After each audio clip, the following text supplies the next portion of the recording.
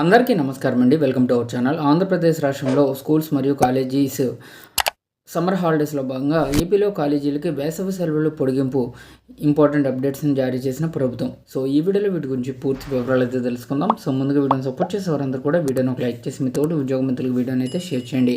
Already Andhra Pradesh రాష్ట్రంలో schools summer holidays extension మీద ముఖ్యమంత్రి చంద్రబాబు నాయుడు గారు కీలక నిర్ణయం తీసుకున్నారు. సో ఎండల తీవ్రత మరికొన్ని రోజులు ఇలాగే ఉంటే మరికొన్ని రోజులు స్కూల్స్కి హాలిడేస్ ప్రకటిస్తామని చెప్పేసి చెప్పడం జరిగింది. అలాగే ఇప్పుడు కాలేజీల విషయంలో కూడా వేసవి సెలవులను పొడిగించడం జరిగింది. ఆంధ్రప్రదేశ్ రాష్ట్రంలో ఇంటర్మీడియట్ విద్యార్థులకు విద్యాశాఖ గుడ్ న్యూస్ చెప్పింది. రాష్ట్రంలో అన్ని ప్రభుత్వ మరియు ప్రైవేటు జూనియర్ కాలేజీలకు వేసవి సెలవులను పొడిగిస్తున్నట్లు ఇంటర్ బోర్డు అధికారిక ప్రకటన విడుదల చేయడం జరిగింది. షెడ్యూల్ ప్రకారంగా ఎండల తీవ్రత దృష్ట్యా మే నెలతో సెలవులు ముగిసి జూన్ 1వ తేదీ నుంచి కాలేజీలు తిరిగి ప్రారంభం కావాల్సింది.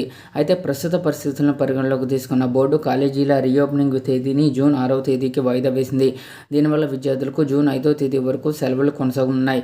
ఈ నిర్ణయంతో అదనంగా మరికొన్ని రోజులు విశ్రాంతి దొరకడంతో విద్యార్థులు వారి తల్లిదండ్రులు హర్షం వ్యక్తం చేస్తున్నారు. అయితే ఇంటర్ బోర్డు అకస్మాత్తుగా సెలవులను పొడిగించడానికి ప్రధాన కారణం రాష్ట్రంలో జరుగుతున్న ఇంటర్ అడ్వాన్స్డ్ సప్లిమెంటరీ పరీక్షలే. ఈ పరీక్షలు జూన్ 5వ తేదీ వరకు కొనసాగనున్నాయి. జూనియర్ కాలేజీల్లోనే పరీక్షా కేంద్రాలు ఉండడం, అధ్యాపకులు ఎగ్జామ్ డ్యూటీలతో బిజీగా ఉండడంతో ఒకేసారి కొత్త విద్యా సంవత్సరం తరగతులు ప్రారంభించడం వీలు పడదని బోర్డు భావించింది. పరీక్షలు రాసే విద్యార్థులకు ఎలాంటి ఇబ్బందులు కలగకుండా ప్రశాంత వాతావరణంలో ఎగ్జామ్స్ ముగిసేలా చూసేందుకు 5 రోజులు పొడిగింపు నిర్ణయం తీసుకున్నారు.